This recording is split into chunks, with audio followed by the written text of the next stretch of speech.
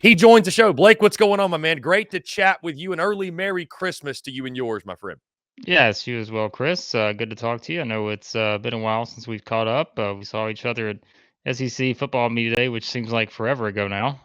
But yeah, it's fun to kind of get into this time of year and both basketball and football season. So yeah, exciting time. So Blake, let's start with this. I know that right now for a lot of people, it's really, really tough to take the attention away from football and really dive into basketball, especially when we're talking about non-conference games. Let's play a game, Blake. Let's pretend you're talking to someone who has not watched 1 second of SEC basketball to this point.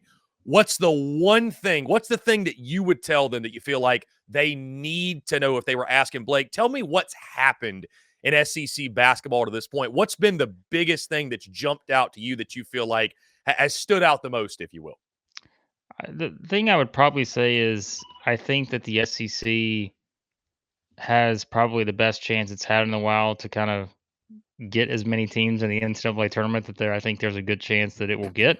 But you can look around at all the bracketologies, which everybody knows I make fun of my December bracketologies, which don't really mean anything this time of year. But you can look around and understand that there is a possibility, at least to this point, that the SEC can get 9 teams into the tournament. I think. And look, the reason for that, obviously, South Carolina is one of the reasons for it. Ole Miss is the other, just based on those have kind of been the two surprise teams at this point. And so I think that's probably the biggest headline is that it feels like, and I say that to tell you that it feels like the SEC has been a little bit disappointing in non-conference play, but yet they've done enough to where I think there are probably 9 teams that have a legitimate chance to make the NCAA tournament. Maybe teams 10 or 11 right now would even say we feel like we've got a shot too. But I think we're starting to see the overall strength of the league. And I think something else, Chris, that I would put in there too is keep in mind we've seen a lot of teams so far that haven't been at full strength, whether it's due to the transfers sitting out until now, whether it's due to injuries here or there, that guys are going to be coming back. So yeah, I think the strength of the league is pretty good right now. Blake, let's stick with the theme of that. Who's a team coming into the season that you felt really good about that at this point now, we sit a couple weeks away from conference play beginning. Who's a team that you felt really good about that now you find yourself, you have a little bit more questions than you once did? And who's a team that maybe you weren't talking about as much or thinking that highly of that has impressed you the most that you think could realistically take what they've done in non conference play and transition that into making some noise once SEC play begins? I mean, Arkansas is the slam dunk easiest possible answer I could give to anybody on the team that's probably been the most disappointing. And I think talking to my colleague Max Barr, he brought it up this morning. The word is perfect. Like they're just confusing. Like I don't know what to expect from Arkansas at this point. They played 12 games. Um, usually we're used to in Muss's tenure there, they usually start hitting that bump like this time of year. But they Mhm. started it so early this year where they lost the game to Greensboro back in November.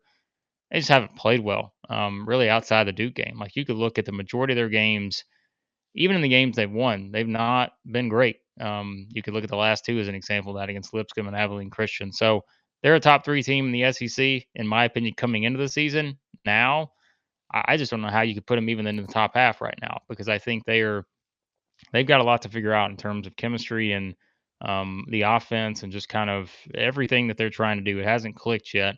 And you always run into that danger, as you know, Chris. Like anytime you're building a team in this transfer portal era, times the chemistry just doesn't click, period. And, I think right now they're just searching for answers for everybody to try to figure out exactly what they need to do. So I'd put Arkansas as the easy answer for the disappointing one. The surprising one, and of course, it's not just because I'm talking to you, but like I said it and I have repeated it since then. I'm like, there was no one out there that was more convinced that South Carolina was going to be number 14 in the SEC out of 14 teams heading into the season. We all did our Southeastern 14 staff vote heading in. It was consensus. Like we all picked South Carolina 14. And Mhm. here they are at 10-1. And, I've seen a lot of people, it's social media. We know how it works, but I've seen a lot of people say, well, their strength of schedule hasn't been the greatest. Some of these games they've won that are close games. I said, yeah, but it's one thing to look at the computers, another thing to look at the team and actually watch them with your eyes. And I mean, to me, they've got gamers. Like they've just got guys who are kind of fearless. And again, the chemistry aspect we talked about that wasn't there for Arkansas, it has been there for South Carolina. And if your only blemish at this point, it's a 5 point loss to Clemson, where I thought they played pretty well there. Like that's a loss, but man, I thought there was more good than bad to take away from that game, given what we've seen from Clemson. Yeah, like I think South Carolina's in a great position to make the NCAA tournament. And if we'd have had this same conversation 6 months ago, and we'd have been saying that, we'd been like, what am we even talking about right now? But I've been that impressed with South Carolina to this point. So Blake, let's stick with South Carolina for a moment because you talked transfer portal earlier, and certainly Lamont Paris's team, a big beneficiary of that. When you look at Talon Cooper from Minnesota, BJ Mack from Wofford, Miles Studi from Vanderbilt. I mean, certainly you look at those contributors and what they're doing, Blake. Also, Jacoby Wright coming off the bench. I mean, they've got dudes. Josh Gray is playing, I think, the best basketball of his career. And again, I think there's a lot of Gamecock fans right now, or a lot of folks in Gamecock circles that are just they're protecting their emotions right now, if you will. They're trying not to get too high because again, we are in non-conference play. But to your point, the only loss coming against a Clemson team that I think is nearing top 10 status right now. I mean, they're one of the best teams in the ACC. So I mean, I said this coming in, Blake, that if South Carolina in year two of Lamont Paris, after what year one was, which was a really difficult season, if they could make the NIT, I thought that would be a great step in the right direction and would be positive growth for Lamont Paris's program. Certainly, it sounds like you think they are at minimum capable of doing that. yeah, I absolutely. And I think I was just as you were talking, the thing in my mind is, well, look, here's the deal. Like their non-conference schedule is not going to do them a lot of favors once they get, into that where we start. Let's say again, we're in mid-February and they're in a position to be in that conversation to make the NCAA tournament. Well, it's probably going to have to lean on beating some good teams in SEC play. But I mean, South Carolina's been in that position before. And because again, you're always searching for signature wins. And I think the thing is, as we started the conversation, the SEC is going to allow you enough signature win opportunities this season to where again you've done the work to this point. Obviously you don't need to slip up and lose to an Elon or Florida A&M or anything like that. But if you just take care of business in those two games, then you get into SEC play. I think you have to feel pretty good about their chances again, not just to be an NIT lock type team, but also make the NCAA tournament. And I think it's the experience factor to me. We always talk about it, like think about the conversations we had at the NCAA tournament last year all about who are these teams that are making these runs. They're teams that are loaded with experience, maybe guys who haven't played on the same team together a lot, but guys who just played a lot of basketball and kind of the big four, as I deem them here for South Carolina. Like they've all played a lot of basketball and important basketball at times, in big conference. So I think it's one of those things where I said it. Ole Miss and South Carolina have been the surprise teams, and I think everybody's just kind of out there waiting for them to fall off. Which again, it's the SEC. It could happen to anybody, maybe outside of the top couple teams. But I don't know. I just don't get a sense yet that these are teams that are just going to all of a sudden fall flat on their face and become the 10th or 11th best team in the SEC. I don't know that that happens with a South Carolina and Ole Miss this season.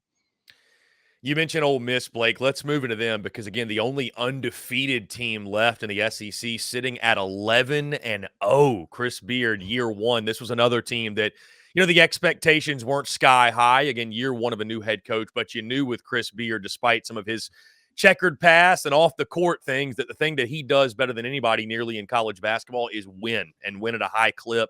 A lot of close victories here, Blake. Again, I'm just looking at their schedule. A 2-point win at UCF, 3-point win over Memphis. But I mean, you beat NC State by 20. You beat Cal. That's a quality win. You beat Temple by 1. But I mean, the fact of the matter is this: you're 11-0, and nobody saw that coming in Oxford. Yeah, it's like that's kind of been my point with Ole Miss. It's like people can pick them apart all they want, but we've seen Kentucky lose to Wilmington. We've seen Missouri lose to Jackson State. We've seen Arkansas lose to, so we've seen SEC teams drop games they shouldn't. Hmm. I'm not going to penalize Ole Miss for winning every game on their schedule at this point because they're one of only a couple teams left in the country that have done that. And the Memphis win. I mean, it's like I think sometimes people are just overlooking this one where it's like, wait a second, like this Memphis team is really good based on what we've seen to this point. They just blew out Virginia. They just beat Clemson. That's Clemson's only loss on the season. They won at A&M. And Ole Miss beat that team. And so I think, yeah, like just the Chris Beard effect, like it is real. And they have come in, and I think this was a team that people kind of rolled their eyes at us in the summer because we did kind of our preseason look ahead rankings, and we're like, all right, it's summer, it's June, let's look at everybody's roster. If everyone has everybody, which Ole Miss hasn't had everybody until the past game when they got Brandon Murray back, because of the two-time transfer thing and everything. But um, I said, hey, I could see Ole Miss finishing as a top 5 team in the SEC. And there was one, I think, video we did in the summer. We had them like a 3, and people were like, "What are you guys talking about?" And I'm like, the thing is, if you just look at the roster, it's really good, and it's kind of loaded with players that, if again the chemistry came together, there's so much talent on the roster. Now they're still going to have their issues, I think, scoring at times. They're not going to be a Chris Beard defense just yet. I think it'll take him a little bit longer to get there. But like you said, Chris, they've beaten everybody on their schedule, and no other SEC team has done that. So until I start to see a reason to kind of knock them and say, well, that fall off's coming, I can't predict that right now because they've done all the work to this point to be 11-0. So Blake, I saw you guys talking about this on your show, so I'll ask. Alabama is a team. You look at the record, 6-5 overall, and I know they lost a lot, obviously from last year. A couple lottery pick guys, excuse me, but I mean, looking at that overall record is somewhat surprising. Do you see Nate Oates' team getting it in gear, or is this setting up to be a disappointing year for the Crimson Tide? yeah, I mean, I completely understand why there's a lot of Alabama fans that are disappointed right now. Mhm. Because like you mentioned, I mean, 6-5, you just look at the record and you're like, oh man, that's not an ideal place to be in. Now, the thing they have going for them, there's a couple things. Fact is, they played one of the toughest schedules in the country at this point. On the flip side, the problem is they didn't get any of those wins. Kind of go 0-5 in the 5 biggest games they played. Now, most of those games were close. There's nobody in the country that's played a last 3 game set the way they played against Purdue, Creighton, and Arizona, all away from home. Um, and they had their chances to win 2 of those 3 games. Even the Arizona game, they were doing okay for a while there. But I think with Alabama, and I've kind of used them as a Missouri from last year, although I don't think it's a Mhm. fair comparison necessarily. But if you remember back to last year, Missouri was the team that just came out of nowhere for a lot of people because of why. It was because of how good they were offensively. Like, they were never going to beat teams with their defense. They could turn some people over and all that, but it was all going to be about how well they shoot it, and their scoring was so good at times. They were able to make up for the defensive deficiencies. Boy, does Alabama have some defensive deficiencies. They can't guard without fouling. They don't really have any rim protection, all that stuff. But my goodness, if you watch them play, you understand that Alabama is going to score 80 points against pretty much every team that they play at this point. It feels like they scored 74 against Arizona and went 8 of 40 from 3. They still put up 74 points, and it's one of those things where I think they're going to wind up beating teams in the SEC. A lot of teams maybe they get to 12 wins or something like that. Maybe that's what it takes to get to the NCAA tournament for them because they don't have a signature win elsewhere to this point. I just think their scoring is going to put them in a position to beat anybody on their schedule the rest of the way. But their defense is going to put them in a position to where they could lose to maybe anybody in on their schedule the rest of the way. And so Alabama is probably one of the more unpredictable teams from here on out. But I still think they have as much upside, maybe as anyone not named Tennessee or Kentucky in the league, just because of how good they are on offense. So. You mentioned Kentucky, Blake. Let's talk about the Wildcats. Got a big win last night over Louisville. Granted, not a great Louisville team, but still big rivalry game on the road. Beat North Carolina last weekend, 87-83. Many are touting the Cats as the best team, arguably, in the SEC. And certainly, I think we all know what the goals and expectations are there. They want to get back to a Final Four. They want to win a national championship. Do you think they have the team, Blake, to do it this year? I think this is the best team he's had in quite a while. Yeah, and it all runs together. I feel like over the past several years because those have been teams that just have not reached the success they wanted NCAA tournament wise. But if you think back to like those teams, I don't even remember 17, 18, 19, somewhere in there. I think it's the best team he's had since then. And I think it's just I kind of talked about South Carolina in the realm of like it just feels like that those big 4 guys and of course a couple guys off the bench too. Um, they just feel like guys who just sort of rise to the occasion and like they meet kind of the demand of what's expected from them. And you said it, like Kentucky's expectations. Anytime you go to Kentucky, you know what the expectations are, and you know the pressure that comes along with it. This is kind of a somewhat vintage Cal team, right? Where it's like, hey, we're going back to the freshmen, and we're going to see if they can get us, to where we need to go. And yes, they've got some of the older guys like Antonio Reeves and Trey Mitchell that are really helping, but elsewhere, they are leaning in on the freshmen, and all the freshmen so far have delivered and maybe even exceeded expectations in many spots. And remember, that's a class that we were hyping up as just this unbelievable class. I still think most of the guys have maybe even exceeded what we thought they would do right off the bat. And so I think this Kentucky team right now is one that is built to win a national championship. We know how hard it is to do that in this era, and we know, how the transfer portal has changed everything. But I just look at the way these guys play, and there is a chemistry there. There is a just fearlessness with the young guys that you don't always see with freshmen. And it seems like every single one of these guys that are playing, which, if you're talking about the bulk of the minutes, we're talking about five, yeah, five guys. Um, I mean, these guys just go out and and they play, and the chemistry's there, and they built everything in with the shooting. Like they're one of the best 3-point shooting teams in the country. When's the last time we said that about Kentucky? That's a dangerous thing. Is they're so good shooting wise. They've got the size that you expect Kentucky to have, and I just think they've got those intangibles that some of these recent teams have not had. So I would be surprised if Kentucky is not one of the one or two best teams in the SEC at the end of the season. And Blake, you mentioned the Tennessee Volunteers, the team that almost certainly will challenge for that top spot in the SEC. You look at the record, you see 3 losses. You're like, oh, 3 non-conference losses. But then you look, Purdue, Kansas, and North Carolina. That's who those 3 losses are to, and they have crushed everybody else, Blake. What have you seen from the Volunteers at this point? And again, I would imagine they're going to give Kentucky a run for their money and anybody else at the top of the SEC as well. Yeah, I think it's take your pick on which of these two teams you think are the best team right now, and maybe wind up being the best team in the SEC. If it's not an Alabama, an Auburn, an A&M, one of those kind of teams. But yeah, I mean Tennessee, it's the added scoring punch of a Dalton Connect, who I know has been kind of battling injury a little bit recently. But I mean, we always say, Chris, like when guys transfer up, you just don't you sometimes but you don't always. It gets very unpredictable, right? If guys can just transfer from a northern Colorado like Dalton Connect did and be able to come into Tennessee and just be kind of a scoring juggernaut like he was for a good portion of the start of the season. Like I said, I think there's a little injury aspect to the last several games, hasn't scored as much, but the good news is he hasn't had to score that much because Tennessee has so many guys, as we know, the returning guys who have, played for what seems like 40 years together with that trio of Ziegler and Vescovy and James. And so having that experience, I think, is again something that a lot of other SEC teams don't have. And what I'm going to say next. It's Tennessee. They're going to be one of the best defensive teams in the country. It's going to be hard to play against them.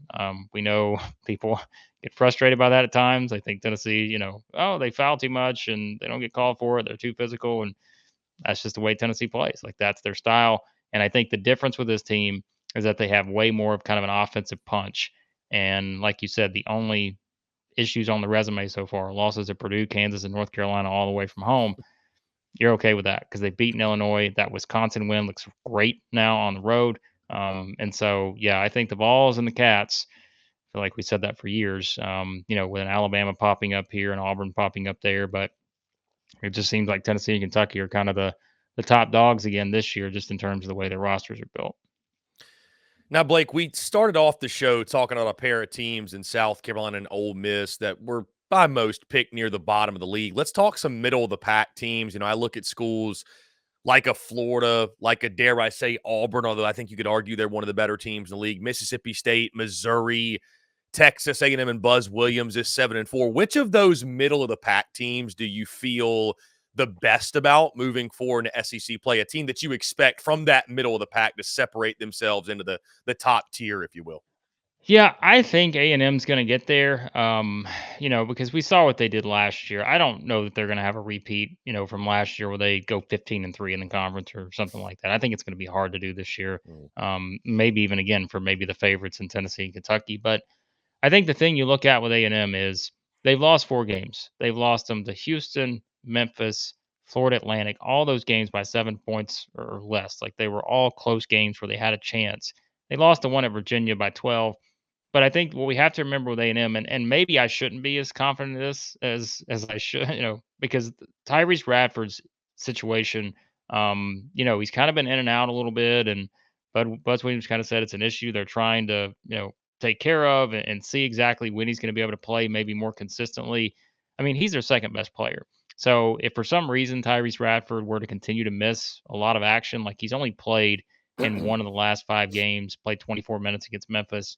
If that continues, then yeah, I think you knock A&M a little bit, but they still have what's probably the best player in the SEC in Wade Taylor. We've saw we've seen what he can do. Like he can just carry you like he did against Houston, where he just went off and scored 34 points or whatever. But they need Radford to help them get back to being like a top 3 SEC team to where they can challenge for an SEC title. So I'm just gonna, maybe assume that happens, and if it does, I think they're gonna be just fine. The other team I will quickly point out in there, I think Mississippi State. Let's remember they're 9-2 right now. I know they had a couple losses where it's like Georgia Tech and Southern, like not good losses, but they're doing all this without Tolu Smith, who is a top 3 SEC player probably. When you're talking about a guy just fully healthy on the floor, the way he impacts the game on both sides, again, a team like Tennessee, you don't want to play them because of how they're going to play defense. They're going to be physical. They're going to be hard to score against. But once they get him back, that opens up another dimension with their offense. And they've had a guy like Josh Hubbard just come in from out of nowhere as a freshman and just kind of take over games. So I think A&M Mississippi State, because of the way they play, they're going to be ones that I think, have a great chance to challenge at the top of the SEC. But like we mentioned, it's kind of going to be a couple intangibles here and there, whether it's player availability or just seeing how Mississippi State performs once they get their best player back on the floor. So Now, Blake, I'm going to put you on the spot here with this next one because I think we have a tendency as SEC fans we let our egos run wild and maybe have a little bit of an inflated sense of what our team is because they're beating up on these non-conference teams. That applies to all sports, right? So I'm going to put you on the spot, Blake. Is there a team out there in the SEC that you look at that maybe their fan base is feeling high and mighty, the record is shiny, but you think there's a chance they may get humbled once conference play begins? Who? I mean, look, the easy answer would probably be an Ole Miss or South Carolina, just because like you said earlier, it's fans are trying to keep their emotions in check. It's almost like it's just too good to be true to start things off because we could have had this conversation 100 times in the summer, and we probably could not have got to a point where we said, "Oh yeah, Ole Miss and South Carolina are going to be 21-1 combined when we get to Christmas." So I think that's what I would go with, just because by the nature of what our projections were for those teams coming into the season, and like you said too, I think it's fair to also point out that they've won some close games, and when you win close games, sometimes you need the ball to bounce your way, and you may get into games against better teams and it doesn't bounce your way, and you lose some of those games. So it's certainly possible. Outside of those two, I mean, I'll go back to Arkansas. Like their fans are probably not as thrilled right now with where they are, but I tell you, there were also some people where we had them 10th in our power rankings this week, and there were some Arkansas fans who were just like, "How on earth could you have them at 10?" And we're like, because, like, they've got to win against Duke. What else do they have? Even in some of the games they've won, like I said earlier, they've not looked that good. And so I say Arkansas not because I think their fan base is as high as could be right now with the way they're playing, but I think there is truly a scenario where what happens if they don't figure this out? Then I think you are legitimately looking at the potential for this Arkansas team. And remember, they finished 10th last year in the SEC, I think. I mean, you're looking at that same potential, and I think that would be a huge disappointment based on how this team was built and how last year's team was built, because I thought they added so much more shooting with this team. They added a lot more kind of offensive dynamics, but yet it's not really paid off outside of just those spurts where a Khalif Battle goes off, Tremont Mark goes off. So I mean, I feel like we could answer Arkansas to like any question because they are just the most confusing team out there. And I would have to say, for all the Arkansas fans that are just completely bought in on the fact that they're going to turn this thing around, I've always said give Eric Musselman the benefit of the doubt because he does it every year in terms of them finding the right answers once you get to March. I don't know with this team just yet because I just haven't seen it enough consistently through 12 games to maybe think that's actually going to happen. So. Blake, hypothetically, you're talking to someone that, again, doesn't watch a ton of SEC basketball.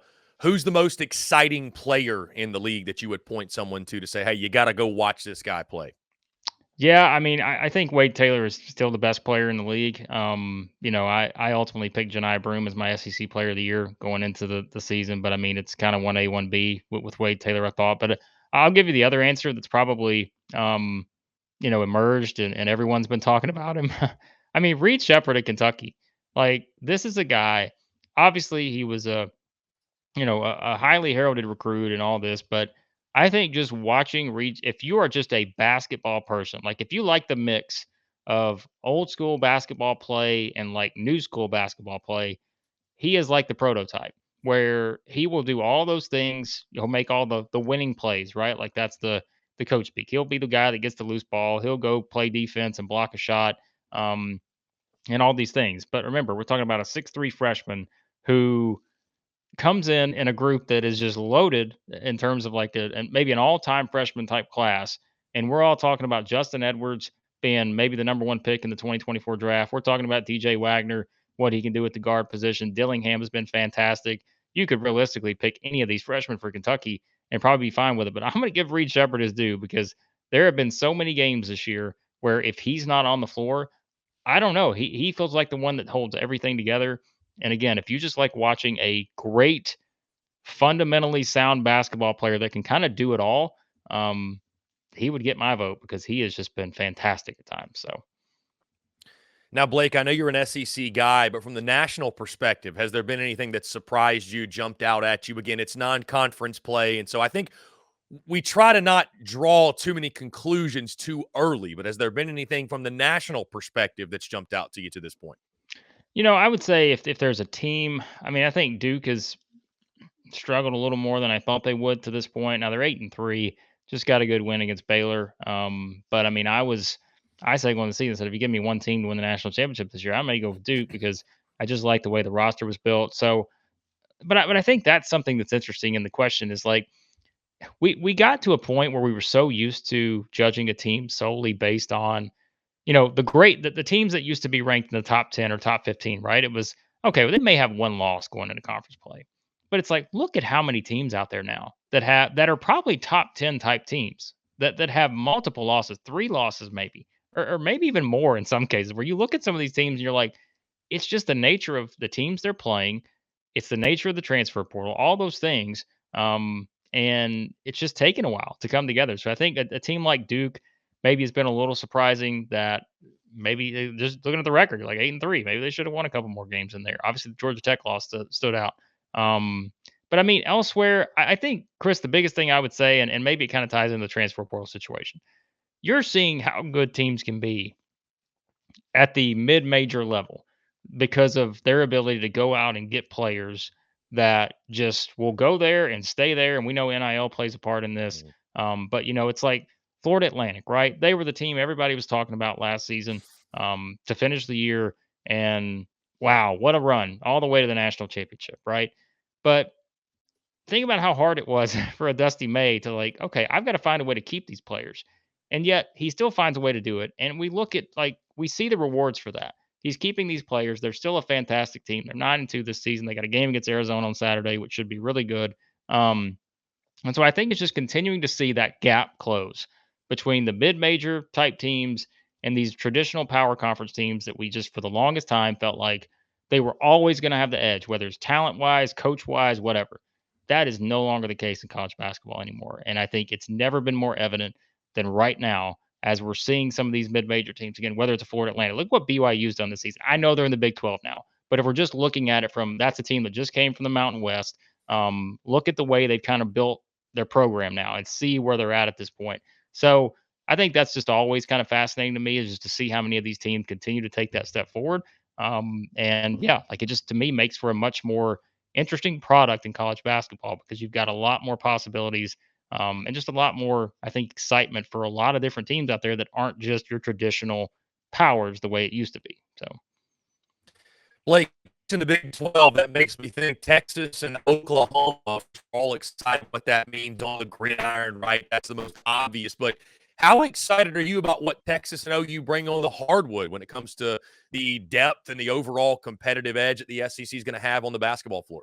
Yeah, those are two programs that are in very interesting spots as they're going to head into the SEC next year because, You think about Texas last year, Rodney Terry makes this magical run after everything that happened with Chris Beard, and off to a good start this year. And they gave him the contract, and they rewarded him for his efforts of getting them, to a point to where they almost won 30 games. Got to the remember what it was they lost to Miami in the tournament. I think that was the Elite Eight or whatever it was. But so yeah, I mean, I think seeing that now you kind of like, all right, you feel like your coach is in place. There's a lot of positive momentum there based on what you did last season. And look at Oklahoma. There were so many people last year, myself included, that were like, I don't know if Porter Moser in Oklahoma is just the right fit. Had all the success at Loyola Chicago. We remember the tournament runs. We remember everything. Sister Gina, we remember all of that. But you look at the way he started, in Oklahoma, and you're like, I just don't know if that's a fit. And me just kind of hearing some stuff, they went 15 and 17 last year, 19 and 16 the year before. It's like, I don't know if this is going to ultimately be a long term kind of marriage here. But yet here they are. They're 10 and 1. They just lost to North Carolina. They beat Arkansas. They beat USC. They beat Iowa. Beat everybody. Providence, that's a good win now. Look what Providence has done. So, yeah, I think these are two programs with a lot of momentum coming into the SEC. And boy, we talk about the strength of the league, right? And what you start projecting in terms of NCAA tournament teams. I mean, this is going to be the college football playoff where all of a sudden we're going to go out and double the number of NCAA tournament teams next year. But you're going to add two SEC teams to the mix that are going to have a great chance to make the NCAA tournament. So it's like, how many teams in the SEC start to make the tournament regularly and its current, iteration? Like, how does that start to look? Because they are two that are going to really battle, I think, every year for a chance to be near the top of the SEC. And so it's only going to make it stronger. Blake Lovell, Southeastern 14, does a fantastic job talking all things SEC hoops. Blake, one last thing, and I'll get you out of here. Just looking way too far ahead, a couple weeks down the road. Saturday, January the 6th, SEC play will officially begin. You've got South Carolina, Mississippi State, Florida, Kentucky, Mizzou, Georgia, Arkansas, Auburn, Vandy, Bama, Tennessee, Ole Miss, Texas A&M, and LSU. How excited are you for the slate for SEC play to get going, and specifically that day of games? Yeah, it's a great start for a lot of teams because, like you said, this is a chance for South Carolina to sort of flex what it's done to this point against a Mississippi State team, which may have Toulouse Smith back by then. I would probably say he'll be back by that point. We'll find out. But great opportunity for South Carolina right off the bat. And then you think about Florida. Florida's been an up and down team. Great opportunity at home against Kentucky to kind of right some of the wrongs there. Same with Arkansas. Arkansas's got a great opportunity home against Auburn, who I think is the third best team in the SEC right now. And then you look at that Tennessee Ole Miss game. That's the one that everybody's going to kind of circle if Ole Miss can keep this thing going until then, which I would expect them to, because this is one where it's kind of that prove it game. And we talked about it's kind of fitting, I guess. Tennessee and Mississippi State are two teams you just don't want to play against, and they're not easy to prepare for in terms of the style that they play. Well, that's what South Carolina and Ole Miss are going to get on day one, in SEC play. And so I think that makes it very intriguing just to see how we start to see some of these teams adapt to what we know is a grind week in and week out of playing this SEC schedule. And a lot of big opportunities because, like we mentioned, even for teams, Alabama's not going to get anything from beating Vanderbilt. But this is where you start to, okay, you got to start finding all those wins that you need to build those NCAA tournament resumes. I think that's where things start to get really significant for an Ole Miss, for South Carolina teams like that. Blake, always a pleasure, my friend. Sincerely, we appreciate it. Merry Christmas to you and yours. Happy New Year, my man, and we'll talk more in 2024. Yep, same to you, Chris. Thanks as always. Appreciate you, man.